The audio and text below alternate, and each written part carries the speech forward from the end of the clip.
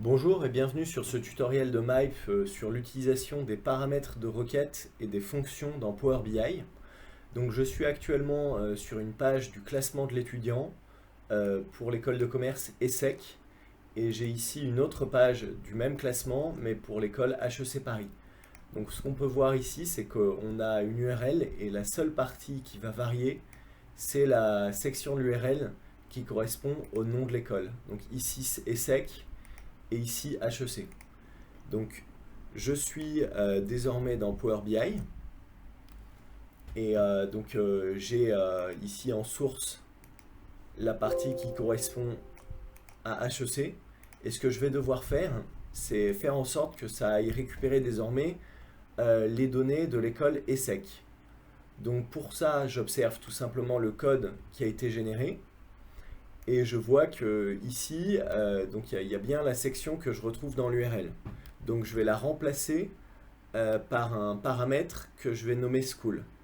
Donc ici, je vais tout simplement supprimer cette partie-là et je vais mettre un guillemet fermant, puis le signe end. Ensuite, je mets le nom du paramètre que je vais créer, donc school. Je mets un autre end et ensuite je mets un guillemet. Il y en a en trop. Voilà. Et donc ici, aucune erreur de syntaxe n'a été détectée, donc ça doit fonctionner. Je clique sur OK. Et maintenant, je crée un paramètre.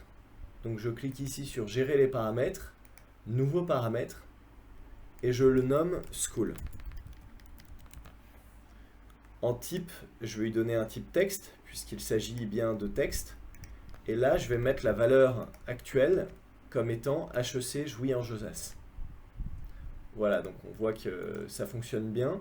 Alors ce que je dois faire maintenant, c'est que je vais tester ce paramètre, mais avec une autre valeur pour renvoyer d'autres données dans la table 1. Donc ici, je prends ESSEC Cergy Pontoise et je clique sur OK. Et donc, les valeurs qui sont renvoyées ici, ce ne sont plus les valeurs d'HEC, ce sont les valeurs de l'école ESSEC. Donc, typiquement, implantation des campus internationaux Singapour, Rabat, Maroc. Alors que si je remets à nouveau HEC,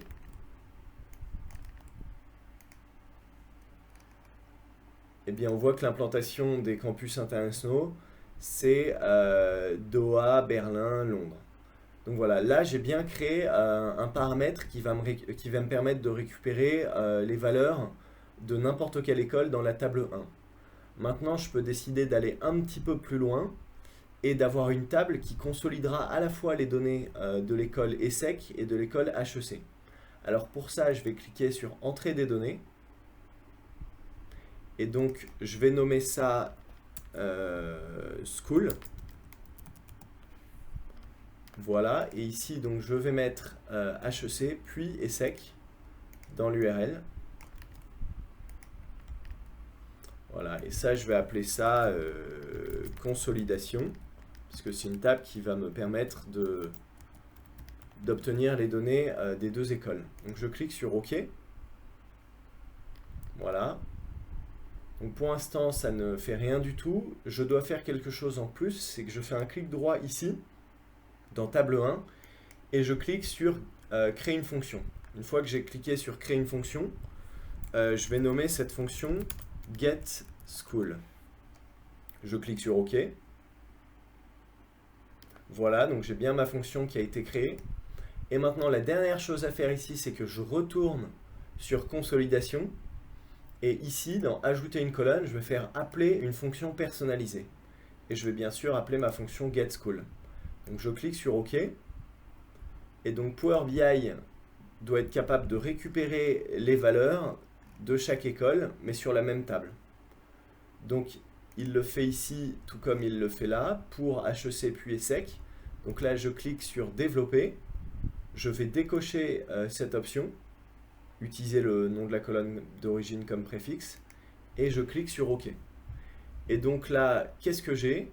J'ai d'abord les données qui s'affichent pour HEC, puis pour ESSEC.